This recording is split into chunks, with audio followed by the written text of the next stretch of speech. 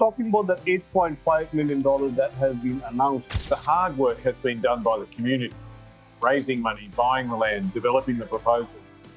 And now we provide the money to make it a reality. We're announcing two things today: $8.5 million to help build the first Hindu school, but also $2.4 million for Karma Kitchen. Hindu community all over Australia is definitely exciting. Public schools, private schools, Catholic schools, Islamic schools, Jewish schools, Buddhist schools, but never visited a Hindu school So far.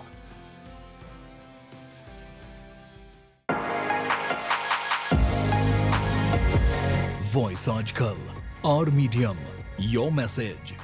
Good day, everyone. My name is Nafneed and for Voice Article, our medium, your message. Today, I'm sitting in Little India, Harris Park, Chatkas, talking to Minister of Education, Jason Craig.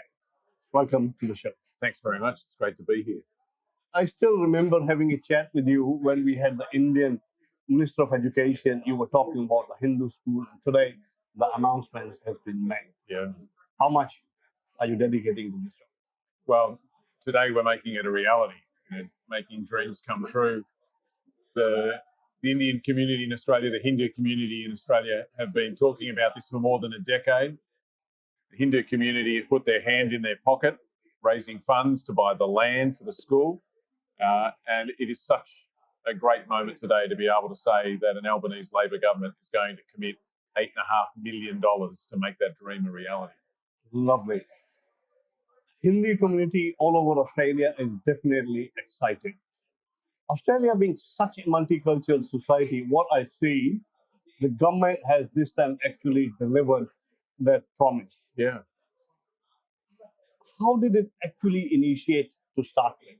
Well, it initiated with Andrew Charlton, Right. the Labor member for Parramatta, who came to see me and show me the proposal from the Hindu Council and the Hindu Education Group.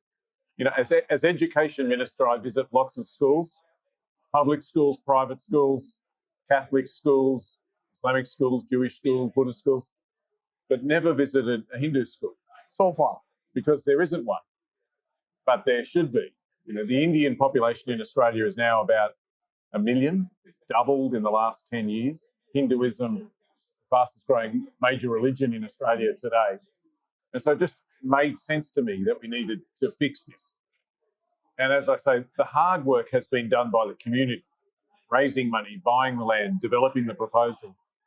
And now we provide the money to make it a reality. The Hindu Council and Andrew Charlton came with me to meet the Prime Minister. Okay. And they showed the proposal to the Prime Minister, and the Prime Minister went through it all. And then we left. And after we left, the Prime Minister said, "Come back here." And he said to me, "Make this happen." That was his message to me. And today we are making it happen.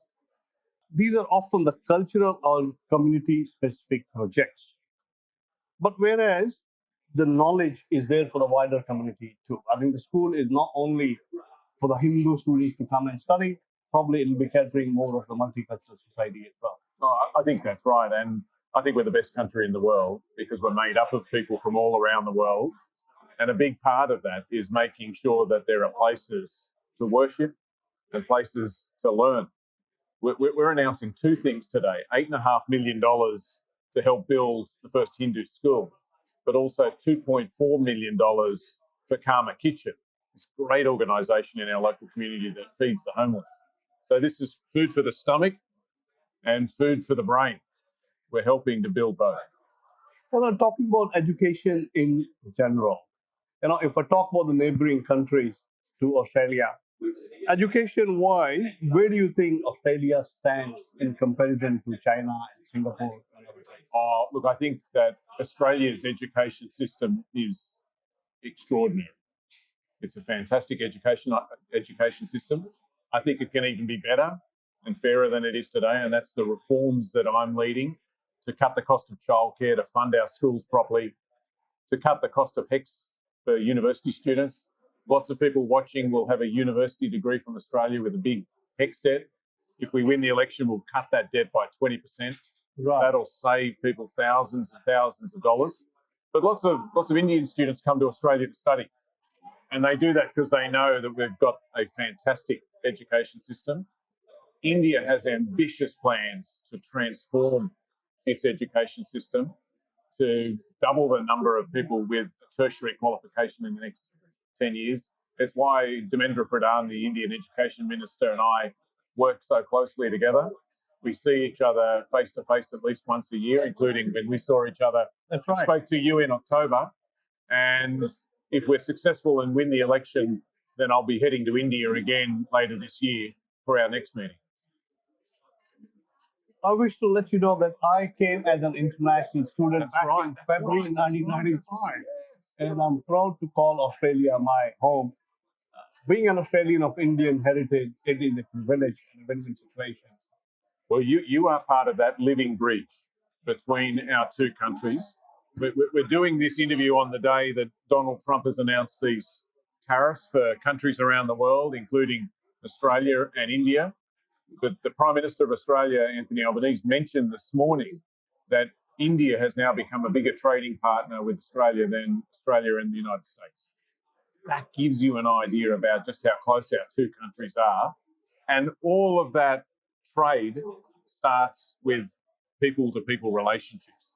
And that's why I think the Indian-Australian population is such a critical part of that. I've traveled all around the world, but what I feel and has actually seen that Australia is the only place which welcomes people from all over the globe with open arms.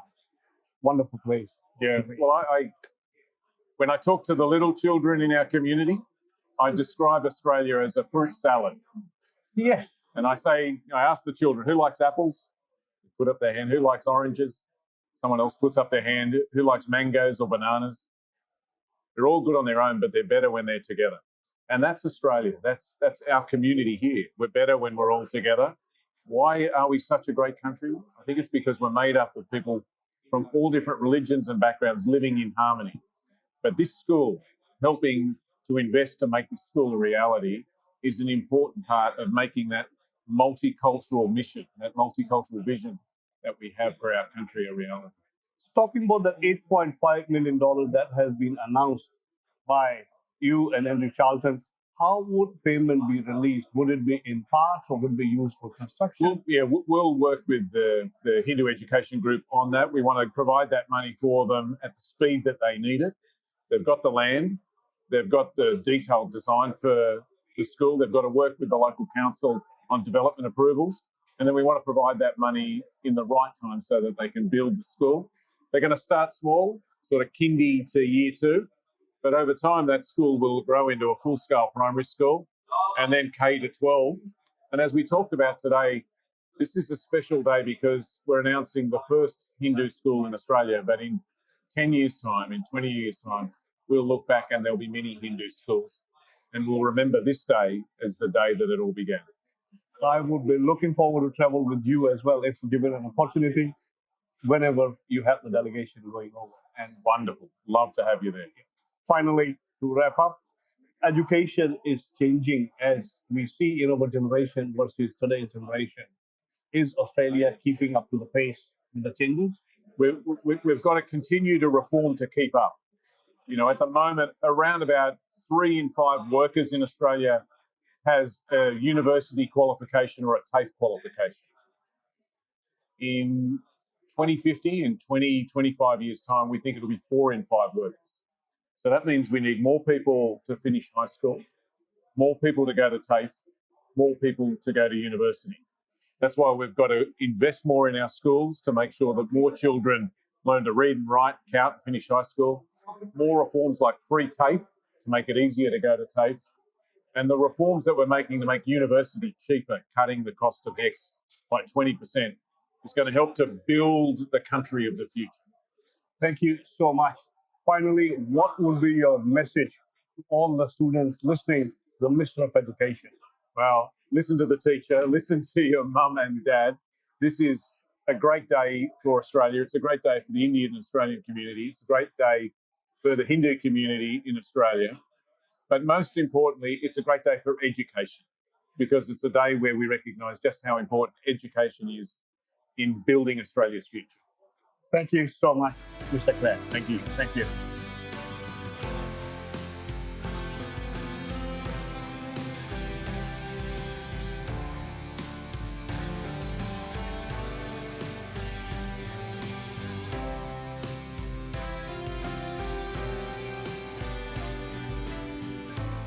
Fiji Times. We with the times.